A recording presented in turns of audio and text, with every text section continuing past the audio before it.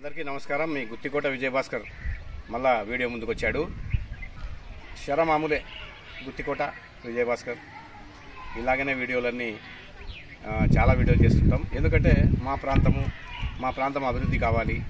అలాగే ప్రసిద్ధమైన గుత్తికోట ఉంది. దాన్ని అభివృద్ధి చేసుకోవాలని మా గుత్తి ప్రాంత ప్రజలు కూడా భావిస్తున్నారు. చూడండి, గుత్తికోట హైదరాబాదు, బెంగళూరు సెంటర్లో ఉంటుంది. సాఫ్ట్వేర్ ఇంజనీర్సు ఈ యొక్క శనివారాలు వాళ్ళ జీవితాల్ని ఆనందంగా మలుచుకునేందుకు అక్కడక్కడికి వెళ్తుంటారు. కానీ మ్యాటర్ ఆఫ్ హైదరాబాద్ నుంచి ఒక 5 అవర్స్, బెంగళూరు నుంచి ఒక 4 అవర్స్ గుత్తికోట చూసుకొని హ్యాపీగా వాళ్ళు వెళ్ళిపోవచ్చు. సాఫ్ట్వేర్ ఇంజనీర్స్కి చాలా అద్భుతంగా ఉంటుంది. ట్రెక్కింగ్ అంటే పొద్దున మామూలుగా అర్లీ మార్నింగ్ వస్తానే 4 గంటల బయలుదేరితే ఇక్కడ 7 o'clock లోపల ట్రెక్కింగ్ చేసుకోవచ్చు. వాళ్ళ ఆరోగ్యాలు కూడా బాగుపడతాయి.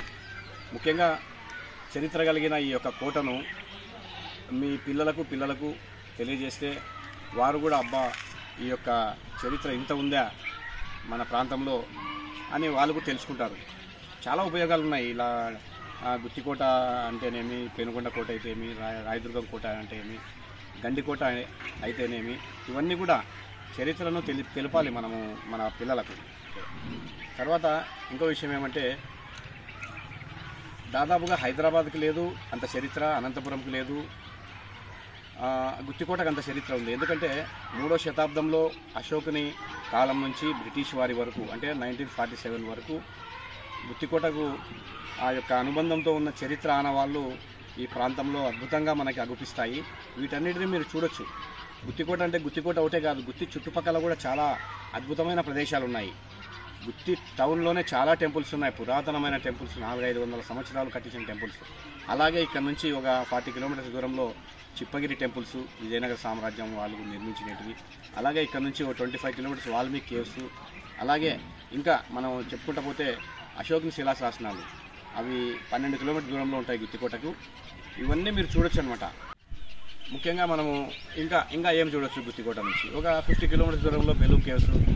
అలాగే వస్తే ఇక్కడ నుంచి హంపి ఒక 150 కిలోమీటర్స్, మనకి యాగంటి ఒక 90 కిలోమీటర్స్, మహానంది 120 కిలోమీటర్స్, శ్రీశైలం ఒక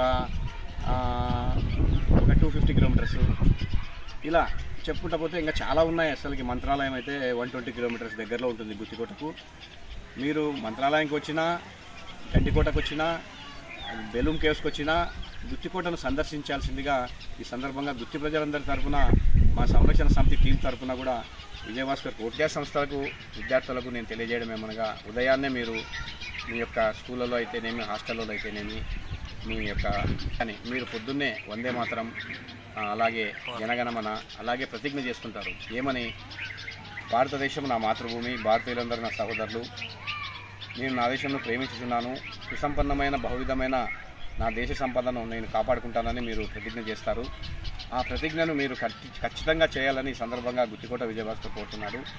ఎందుకంటే ఈ యొక్క భారతీయ సంపదను, పురాతన కట్టడాలు అయితేనేమి, మన కోటలు అయితేనేమి, దేవాలయాలు అయితేనేమి, ఇంకా మనకి పురాతన కట్టడాలు, మన పూర్వీకులు ఇచ్చిన సంపదను, ఒక చెరువులైతేనేమి, ఒక నదులైతేనేమి, వీటన్నిటిని కాపాడుకోవాలని అప్పుడే పెద్దలు ప్రతిజ్ఞలో చెప్పారు. ఇది ప్రతి ఒక్క ఉపాధ్యాయుడు, ప్రతి ఒక్క ప్రిన్సిపాలు ఈ యొక్క పాయింట్ని ఆ విద్యార్థులకు తెలియజేస్తూ ఈ యొక్క మన దేశ సంస్కృతిని, దేశ సంపదను కాపాడవలసిందిగా మీకు అందరికీ విజ్ఞప్తి చేస్తున్నాను. థ్యాంక్ యూ అండి.